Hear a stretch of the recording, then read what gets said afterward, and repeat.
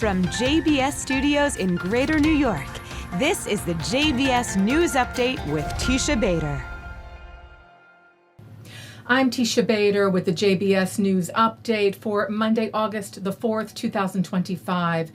The families of two hostages held captive in Gaza approved the publication this weekend of images from propaganda videos published by Palestinian terror groups showing the devastating conditions of Eviatar David, who is being held by terror group Hamas, and Ram Braslavsky, who is being held by terror group Palestinian Islamic Jihad.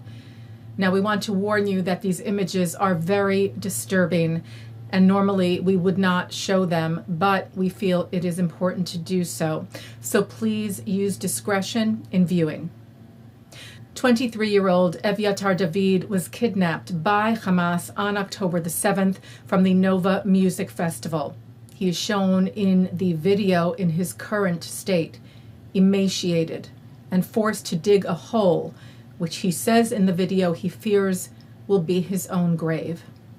His family writing, "We are forced to witness our beloved son and brother Eviatar David deliberately and cynically starved in Hamas's tunnels in Gaza.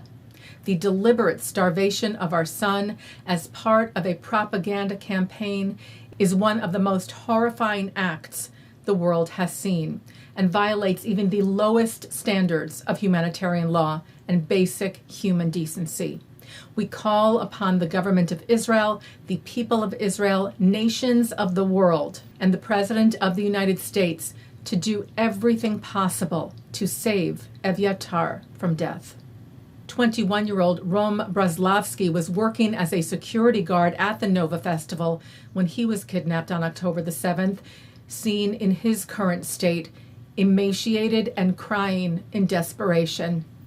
His family writing, "The fear we live with has become more tangible than ever, and it's important that the whole world sees this." His mother writing, "Despite my personal difficulty in publicly showing my Rom in the dire condition he's in," saying in a message to her son, "I don't know what will happen, but I am doing and will do everything to get you out of there, and I won't stop until you come home." Israeli Prime Minister Benjamin Netanyahu spoke to the families of the two hostages over the weekend, the Prime Minister's office saying that he expressed profound shock over the materials distributed by the terror organizations and told the families that the efforts to return all our hostages are ongoing and will continue constantly and relentlessly. Israel's President Isaac Herzog shared his shock and outrage at the images as well and said that he spoke today with the president of the International Red Cross, who has yet to see any of the hostages. Herzog said he told her about the horrifying images of Eviatar and Rom, saying, "I stressed that their lives are in imminent danger. I asked of her that the Red Cross should act immediately and by all means at its disposal." Jewish organizations here in the U.S. responded as well to the horrifying images. CEO of the Anti-Defamation League, Jonathan Greenblatt, writing, "This truly despicable video reminds the world that the evil of Hamas and Palestinian Islamic Jihad knows no bounds. Enough of this nightmare. Seize Hamas leaders in exile, squeeze Qatar and Turkey, make it clear that appeasing terror has consequences. Free the hostages, end the war." The American Jewish Committee wrote, "New images show Israeli hostages alive but barely, emaciated, broken, starved by Hamas. This should be front page news everywhere, but it's not. Because outrage," they write, "is conditional now. If the victims don't fit the preferred narrative, the media looks away. This isn't journalism, it's moral cowardice," saying that the videos must be a stark reminder to all governments.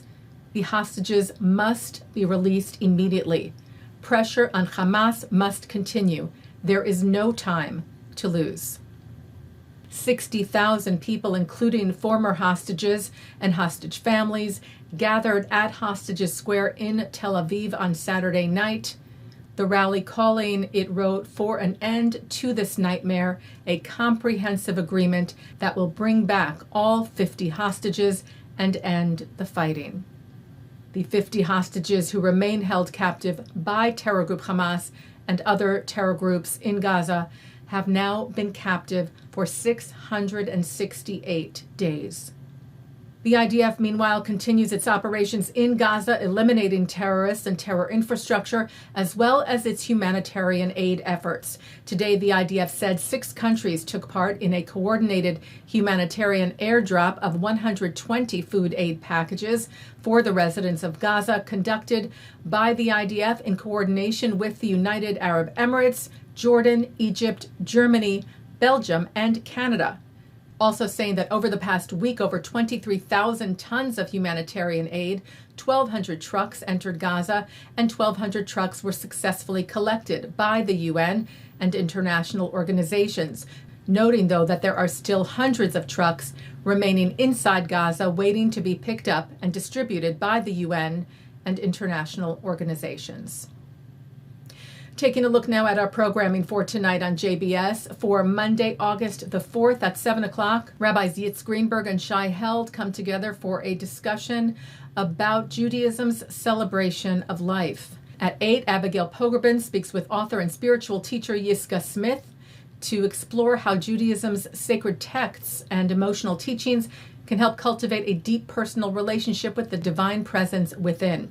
At 8:30, in a new season of Kosher Movies, rabbi and film critic Herbert Cohen is joined by his son, author Benyamin Cohen, to explore films as life lessons, and in episode 1 discusses films that deal with the importance of time. At 9, the late Richard Stone is on L'chaim. At 10, David Harris speaks with Dalia Ziada on defending Israel. At 10:30, an encore of the news, and coming up next, it's Good Week, Israel. And that's the JBS News Update for Monday, August the 4th, 2025. I'm Teisha Bader. Am Yisrael Chai.